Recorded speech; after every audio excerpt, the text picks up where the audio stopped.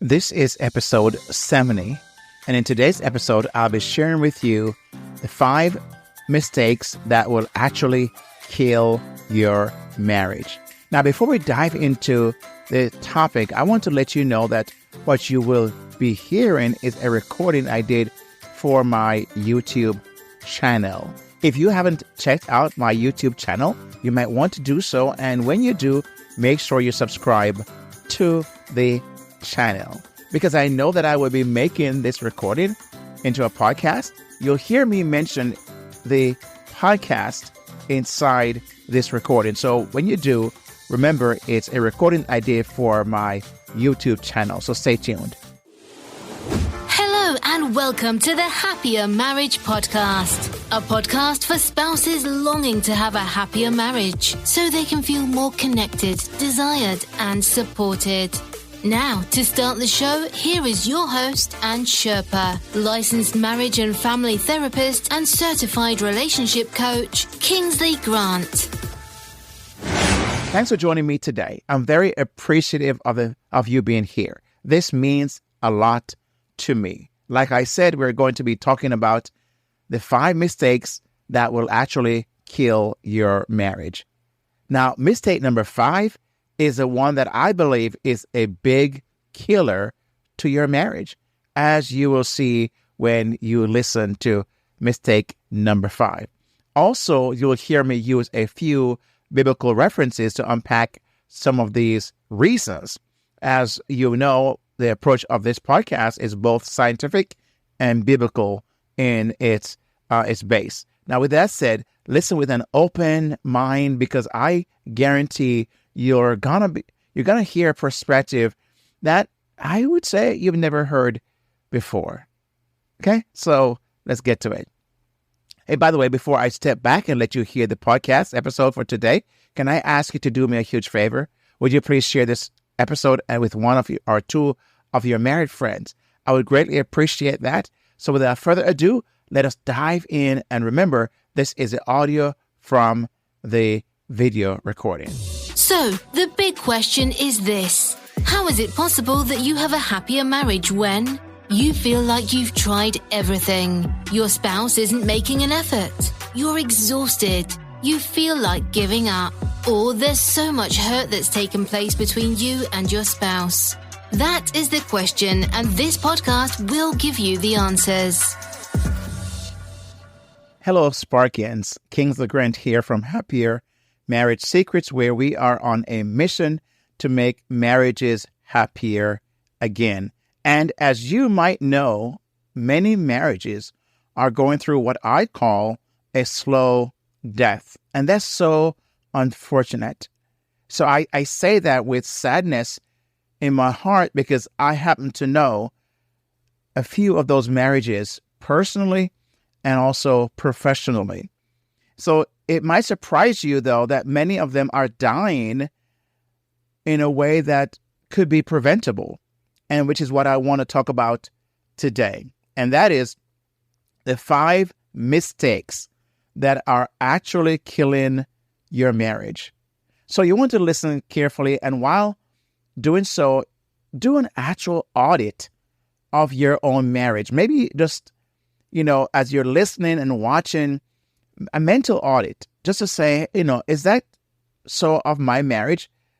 How these mistakes might be showing up inside your marriage. Now, just in case you're wondering, I've created a PDF, it's like an ebook that you can have that not only talk about these 5 mistakes, but also offers some suggestions as to what you can do about them. Now, I won't have time to cover those in this recording. So you will have to request the PDF, which I'll tell you how to do so at the end of this recording. And here is the good news. It is free for the asking. Now, before we get started, make sure you like, subscribe, and comment, and share this video, right? Please, especially subscribing and sharing this video. I would really appreciate this, because those seemingly small acts are huge in that they help this channel to grow. And for those of you who have already subscribed, let me say a big thank you. It really means a lot, and I do appreciate that. So today we are going to talk about the 5 mistakes that are actually killing your marriage. Now, for you, my podcast listeners, you'll need to watch this video to see the incredible work of one of my team members, Yen, who does the editing and posting of my videos on this channel like this one. And make sure you also check out the shorts that are posted where you can see other parts of what she does as well. Now, you might also be wondering why I greeted you at the beginning as a Sparkian.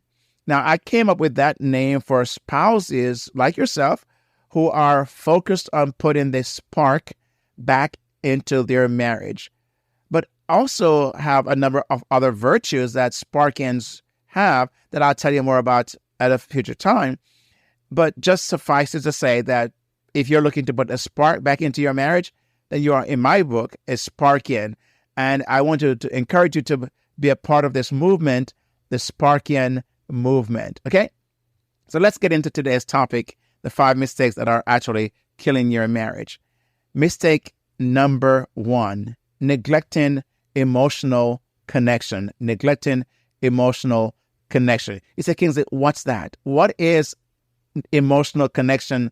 That if I'm doing that, I might not even be aware that I'm doing it. So what is that working definition that you're using when you say neglecting emotional connection? Well, a good question. So what I mean by that is that you're not prioritizing quality time and genuine, heartfelt communication with your spouse.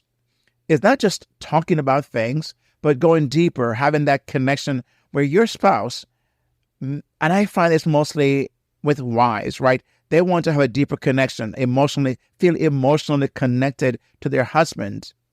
So, but it doesn't mean they're the only ones. We as husbands also look for that, but we have a different way to approach it. But we want to feel felt cared for and special and loved. And so it's when the busyness of life, work, and responsibilities take precedence, right? It takes over and comes before nurturing that emotional bond that really what's hold marriages together. Because if you don't feel connected emotionally, that's really a hard sell on your marriage, because it tells me that your marriage may not last, because it's the glue. It's that glue. It's that sense of knowing that your husband or your wife loves you, cares for you, supports you, have your back, believe in you. Those things are what would come under the category of the auspices of emotional connection. Okay? So, but what I do know is life can get incredibly busy, right? And it happens to the best of us, who have good intentions. But as I've heard many times, the road to hell is paved with good intentions. So good intentions is not enough. But when work or kids or hobbies or many other things, sometimes it pushes our marriage aside. And, I'm guilty. I've been guilty of that myself. And I'm still working on that. I'm a work in progress, because sometimes my work gets in the way. Sometimes what I'm pursuing gets in the way. And as entrepreneurs, as leaders and business people and professionals like we are, it tends to happen in a very subtle manner. We didn't intend to do that, but one thing leads to another, and we're no longer connecting emotionally with our spouse. And so when that happens, we have allowed everything else to take priority and our marriages to take a secondary position. And that tends to happen when we get so busy, right? It's like being so busy that we don't nurture our relationship. Imagine having a garden that you don't nurture, you don't take care of, you don't put the right fertilizer in, and making certain that the weeds are not coming in, and the bugs are not eating your plants if you're planting some vegetation and so on. If you're not nurturing that, what's going to happen? Eventually, the weeds will overrun your garden. Your plants will start to die. And so it is with our relationship, our marriage. And unfortunately, this is killing marriages, and maybe yours. Maybe you're experiencing the slow death because this emotional connection is not happening, and you might justify the reason why it's not happening. That you're busy, you're working on something to take care of the family, and you'll say, I'm doing this for my family. And so when you get a pushback from your spouse, your argument would be, I'm doing this for all of us, right? I'm trying to get this ahead for all of us, and it requires this. And you know what? We justify that. And I can see, I understand, I've been there. Trust me, so I know this very well firsthand. I remember at a very busy time of my life, in my career, I remember this very thing happening. And I, in my head, was justifying and just saying, it's going to get better. It's going to get better. Hang in there, Kingsley. It's going to get better. But then, of course, one thing leads to another, and you keep on pushing and pushing and pushing. And thank God for God's grace and His mercy and my wife's love and commitment, maybe my marriage could be one of those that could have died just because I neglected emotionally to connect with my wife for a lot, different times in our relationships, right? So if we allow other things to take precedence, as justifiable as they are, as good in nature as they might be, that does not mean our marriage is not suffering emotionally. I mean, think about this. Even Jesus, as busy as He was, and I find that no one ever was busy in their career and their pursuit of life and doing what he came on earth to do than Jesus. But the Bible talks about how many times He would take time away from His busy schedule to connect with God, His Father, in solitude. He would do that because He wanted to make sure that relationship with His Father was a priority. Now, if Jesus did that, imagine what we need to do when it comes to our own relationship. Of course, with God, number one, but number two, with our spouse. So neglecting the emotional connection with our spouse is one of the mistakes that I find is actually killing marriages. And maybe yours is falling prey to that. Mistake number two, I call that communication blunders. Communication blunders. Now, what I mean by that is instances where you and your spouse struggle to express, or maybe you are expressing yourself, you struggle to express yourself effectively in your relationship.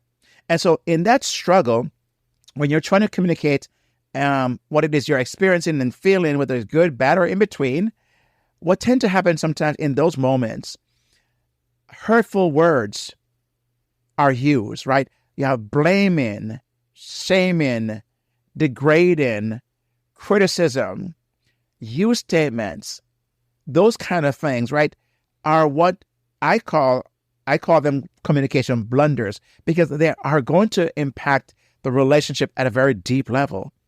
How many times, maybe you today can remember something your spouse said that still haunts you today. It still troubles you and bothers you and possibly keeps you at arm's length from your spouse because of something he or she may have said. Name calling, and that you cannot get over. Every time you think about him or her or see them, that thing pops in your head and you remember what he or she said to you, what your husband said to you or your wife said to you. Okay. And so that's what I call the communication blunders, because it's really a blundering of your communication. It's not the most effective way. Obviously, it's not effective, period, to communicate to your spouse. It's those times when words, are hurtful more than they heal. I remember growing up hearing this, and you may have also, that sticks and stones may break my bones, but words never hurt me. Have you heard that? Do you remember hearing that? I grew up hearing that, and I thought that was like, it rhymes, it sounds good, but it's so far from the truth. I don't know who came up with that, but obviously it's someone who did not truly understand the harm or the hurtfulness that comes from words, right? They're harmful words that can cut deeply. Sometimes you can get over, you can get over easier and over time the physical nature of something that happens to you. But those words linger. Those words linger for years and years. And maybe in your marriage, you're experiencing that today. Okay. So imagine it's like accidentally, because most times it's not intended to hurt as far as the person is concerned. Well, yes and no. Sometimes the person knows that is what's going to be that Achilles heel of that person's, their relationship. So they will use those words because they know it's a trigger. It's a way to put down and speak in a condescending way. It's a way to is that, we call that your that trigger point, right? It's that place where they know to push button. The big push button is when they use those words, and they'll deliberately use those words. And I hope you're not one of those persons who is doing that. I hope you're not a recipient of that yourself, because I know it's painful. I think in the Bible, the Proverbs reminds us that hurtful words, said in anger, it's remembered. It goes deep. It goes very deep. And that's why the Bible speaks about in Proverbs a soft answer, a thoughtful answer, a loving answer turns away wrath. Turns away wrath means it doesn't escalate in the way that normally would happen. So we've got to be very careful about the words we use. And in Proverbs 12, verse 18, Solomon says this: reckless words pierce like a sword. Pierce like a sword, but the tongue of the wise brings healing. And I hope you'll be the one that brings healing in your relationship. And so when I mentioned earlier that blaming and criticizing are two of the hallmark of devastating things that can be done to marriages, because it's like a storm that disrupts the peace in that relationship. And so when you are trying to communicate through blame and through shaming and degrading and criticizing, it's deep harm being done to the relationship. And some relationships, marriages, cannot get over that. They have a hard time, if ever, to get past that. It requires God's help. It requires forgiveness. It requires a love of God, because that kind of love is what's going to help you, or can help a person to get past that. I love what the Bible said in Ephesians, that we should use our words to build one another up rather than tear that person down. So that is what I call communication blunders. Okay. The third mistake is ignoring individual growth. Well, what do I mean by that? It's really about how in marriages, especially long-term, that one spouse, or sometimes both, but mostly one spouse, who tend to no longer pursue that individual growth, they kind of become complacent. They become comfortable. They begin to neglect their overall care for themselves, whether it's physical, intellectual, emotional, spiritual, relational, those kind of things, where they kind of place the burden of that on their partner. They kind of let themselves go. What I hear sometimes, the unspoken resentment or the unspoken disappointment that a spouse may have of their partner, is that they just watch them no longer caring, like self-caring, doing their hair, dressing up a certain way, exercising, reading, praying, having their own connection with God, but depending on their partner to be the ones that lead the way. Those kind of things is what is under the category of ignoring individual growth. And this is a mistake that can truly erode that relationship, because one spouse who watches the other spouse not doing what they hope they would do continuously, it's not that changes doesn't happen. Changes do happen, but they're watching them just kind of become complacent and just too comfortable. They may not say much because wisdom says, don't say anything. Just kind of zip it. Don't talk about your spouse, your partners, not just kind of gaining weight and not exercising and not dressing up a certain way. They just learn that it's best to not say, but doesn't mean they're not inside. There's something going on. They're distancing themselves. They are finding themselves, spending more time and neglecting the relationship or the emotional connection because they are resenting the fact that their partner no longer is taking care of themselves, right? No longer growing and doing personal development, that kind of stuff. So they begin to take it personal, and it starts to show up in the erosion of the marriage. So it's a mistake that one spouse do enter into without realizing that it may be the thing that is a slow death of their marriage.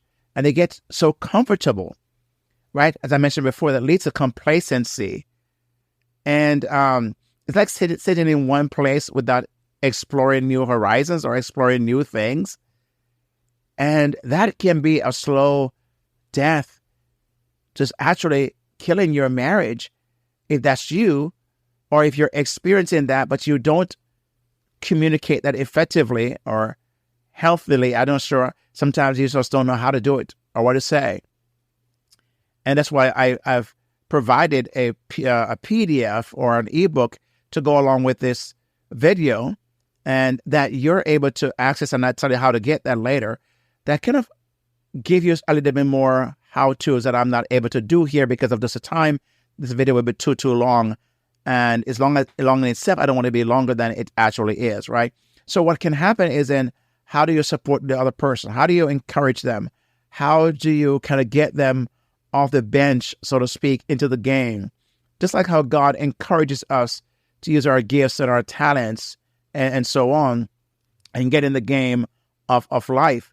And so this idea for getting self-care as an example, or personal development or professional growth, it's kind of draining on the marriage, and it requires the other person to carry a heavier load and feel as if they're responsible, or feel that this codependency begins to set in because that person may not do anything unless their partner does it, and the person may be busy taking care of themselves, and their spouse is not, their partner is not, and it becomes wearisome on the relationship over time.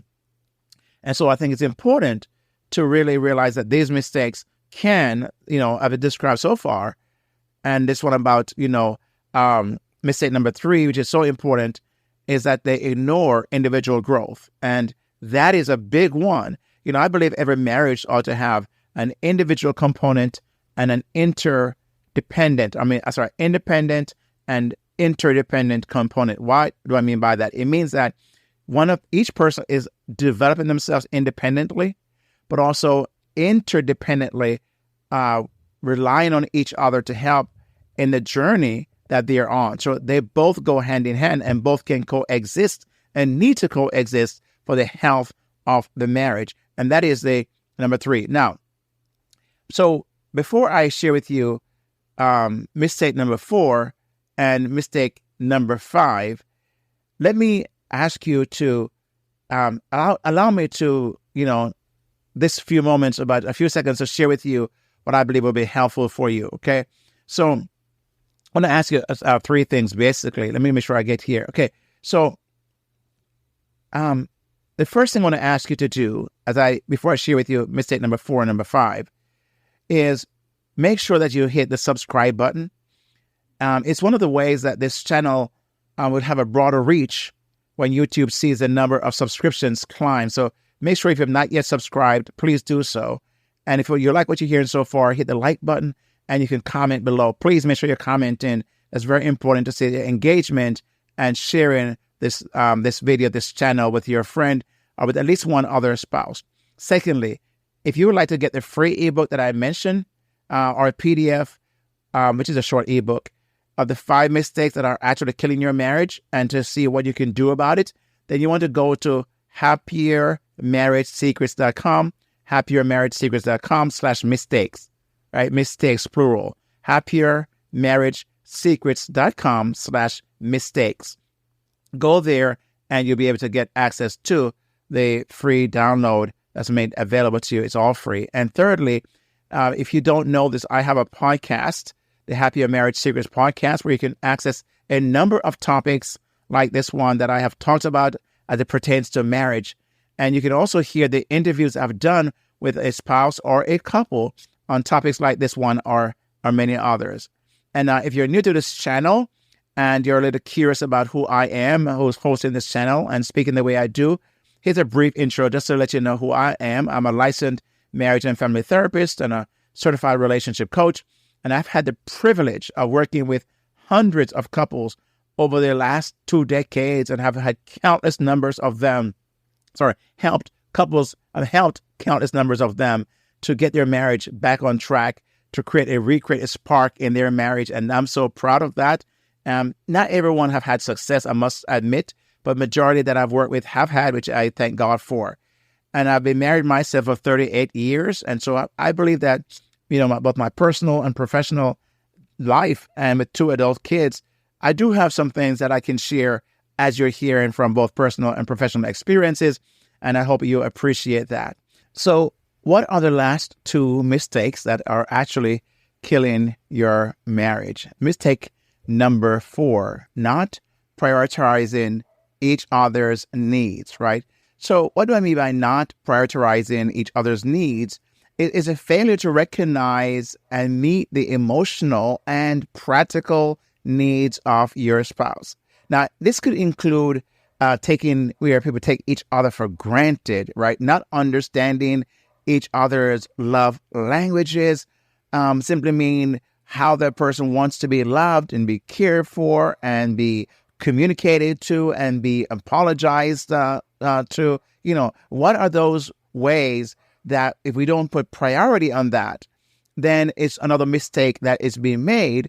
And so are putting other commitments and activities, ahead of, right? So when we have other commitments and activities ahead of the relationship, and I know that what that is firsthand, because I remember a time in my own marriage where in the early stages, I wouldn't say early stages, but, I would say a third of the way. I've been married for 38 years now. So I would, say about a 10-year marker or thereabouts, right? I remember that I got so involved in my outside commitments that I had in where I was working for at the time. And the demands of that was placed where I felt that I wanted to show up the best way and I was there to impress. And it was important for me. And it fed my ego. But in feeding my ego, I believe that but for God's grace and mercy and my wife's love and commitment, I could have made a very big mistake when I did not prioritize my relationship, my marriage. And even though it was good things, it wasn't bad things I was doing. It was good work. And I believe that I lost, let's put it this way, I was out of balance. And that's where I find that I was not prioritizing my own marriage. And again, it wasn't intentional. It's very subtle. It wasn't intentional. And many times it's not because you're intentionally doing that. It's just that life happens, right? And so when we don't prioritize our spouse's needs and we may begin to take them for granted. I remember one of the thoughts or one of the sayings that have stuck with me for a very long time is this saying that says, familiarity breeds contempt. Have you ever heard that before? Familiarity breeds contempt. What it simply means is that when you become so familiar and you begin to take a relationship for granted, it breeds contempt, right? It breeds into the relationship something that could be very, very destructive for the marriage. And so it can lead to, of course, miscommunication. It leads to misunderstanding, and it allow you to begin to become like 2 ships passing in the night because you're not making connection. You're kind of, missing quite a bit in the relationship. And so I think it's very important for us to to be very intentional and be very deliberate in this area of our marriage. Because I think that when we don't do that, we start thinking more about ourselves and our immediate needs, and we take for granted our spouse's needs. And I think that's really goes contrary to many, many things about building healthy long-term relationship. But I guess it's also good. It goes also contrary to the Word of God. One of the scriptures that I think is so important, we hear so often, those of us who are in this faith journey, where Jesus talk about, seeking first the kingdom of God, right? He says we are in a relationship with God. We are in this like a marriage relationship. And he said for us to be able to keep this relationship alive and strong and intimate and so on, he says, seek first, put as a priority the things of God, the things that God, that pleases the heart of God, the things that is more heaven-centric, where we're thinking about God. Put that first, he says. And then he says, everything else shall be added to us. Now, that principle, I believe, is very important, because we can take that principle and bring that into our marriage, our relationship as well, because the principle of seeking first, or putting as a priority our relationship, that relationship is more spiritual and it's God-centered. We take that idea of also putting into our marriage, and when we do that, I believe what it will happen is the benefits of that. We reap the benefits of that because we made that a very central part of our relationship. So that is the fourth mistake that I believe that couples can make. The fifth and final mistake is letting resentment build. By that, I mean when we don't address, ongoing issues that are bothering us, are eating away at us, and we don't resolve the negative feelings that we're having in our marriage about our spouse, the thoughts we're having. It's when we allow grievances and hurt feelings and unmet expectations, when they're not communicated and instead allowed to accumulate, right? They're not communicated, where we have them accumulation occurs. Those things can potentially lead to bitterness and distance in the marriage, in the relationship, because it's that thing eats away at us, and resentment goes deeper and deeper. It affects us, but it also affects our marriage as well. And this mistake, if left to itself, can really kill the marriage. It can destroy the marriage. It becomes like poison to our marriage. And so it's important for us to release these areas of grievances and grudges, learn how to forgive each other, learn how to forgive quickly, and to move away from what has, offenses that we've experienced. I know this is not, it sounds easier than actually being able to carry that out, but it's important that we commit to these things, right? These are not easy things. We have to be intentional. We have to be deliberate. We have to commit to these things, because if we don't, they can subtly slip by and cost us our marriages, right?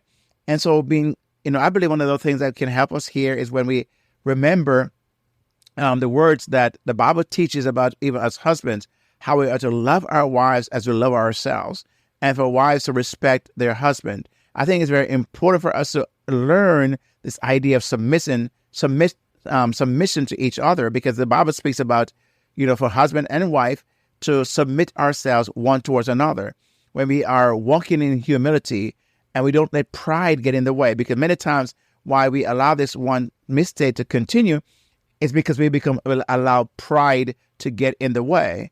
Now, that will eventually, of course, lead to the erosion of our relationship, erosion of our marriage. Now, these 5 mistakes that I've described can, as you have heard, kill your marriage. And I'm afraid for some people, it's already doing that. And I hope it's not so in your case. And there are some things you may want to do about that. Like I mentioned, the PDF that I'm going to tell you how to get, the short ebook that tells you some things you can do about these mistakes that I didn't have time to go into in this recording, that The first mistake is that neglecting emotional connection, right? Neglecting emotional connection is the first of the 5 mistakes. Now, it could be in any order. I just put them in this order for the sake of this recording. Second mistake that I talked about today was communication blunders. Communication blunders is the second mistake. The third mistake we talked about that could kill your marriage is ignoring individual growth. Ignoring individual growth. I know some people may not even think that could be a mistake that could cost them their marriage, but I hope you've heard how that is possible in this recording. The fourth mistake we mentioned is not prioritizing each other's needs. Not prioritizing each other's needs. And the fifth and final mistake we talked about here in this recording was letting resentment build. Letting resentment build and the danger of that. I hope that these 5 mistakes, that if they're happening in your marriage and you've been tracking and you've been keeping a mental note and a mental assessment, that you are going to decide to do something about it, to get there some help, professional help, or to nip it in the bud. Don't let it get out of hand, because if they get out of hand and allow to linger, they can cost you your marriage. So there you have it, my friend, as you've heard these 5. Now, these are the 5 mistakes that sometimes creep into your marriage. But remember, with love and deep commitment and open communication and faith in God and prayer, you can overcome these challenges and build a stronger, happier, and more fulfilling marriage, right? So if you want to learn more about how to make your marriage happier again and learn this idea of Sparkian, to become a Sparkian, I hope I can, here you go. I am a Sparkian. Okay, this is a cup that I've created, and I'll tell you more about that in the future recording. And again, if you listen to the podcast, you may want to come over here to see the cup that I'm showing here in the video. You don't want to miss that. So if you want to learn more about how to make marriages happier again and be the Sparkian you need to be, I encourage you to check out my video on how to build a stronger marriage, where you'll find in this video, it was shown on the screen, where I share with you the happier marriage renewal roadmap, okay? How you can do that. And you can also find other helpful resources about your marriage at kingsleygrant.com, kingsleygrant.com. Now, all the links that I've mentioned in this recording will be found in the description that follows this video. You can go there and you get all the links. If you miss any, you'll find them there. So with that said, thanks for watching, and make sure you subscribe and click the notification bell so that you can get notified of the new videos posted on this channel. And please engage with this video by leaving your comments below. I would really appreciate that. And share this video with at least one other couple. And again, the link you need to get that free PDF is at happiermarriagesecrets.com/mistakes. Okay. And that link will also be found in the description below. Make sure you get your own free copy of that. I hope you enjoyed this video, and I'll see you on the next video. With that said, my friend, God bless, peace out, and I'll see you then. God bless. And there you have it. I hope you found this recording to be helpful. I would love to hear your thoughts. You can always do that in the comments on the video that you watch, if you watch the video on YouTube, or send me an email or comment anywhere you see this podcast posted on social media. Our announcer will tell you how to get in contact with me and also add further information that you will find to be helpful. So here is our announcer. We've come to the end of another exciting show, and if you enjoyed this podcast, 1, make sure you give this show a rating and review. 2, subscribe to the show to get all new releases. And 3, get your complimentary copy of the 5 Secrets to a Happier Marriage ebook at kingsleygrant.com/HMS ebook. Again, it's kingsleygrant.com/HMS ebook. See the link in the show notes. Do it today. Don't delay. Thanks so much for listening, and make sure you tell one other spouse about this show, or better yet, share it with them. Until next time, may the Lord bless you and keep you. and make his face shine on you and be gracious to you. May he turn his face toward you and give you his peace, both now and forever.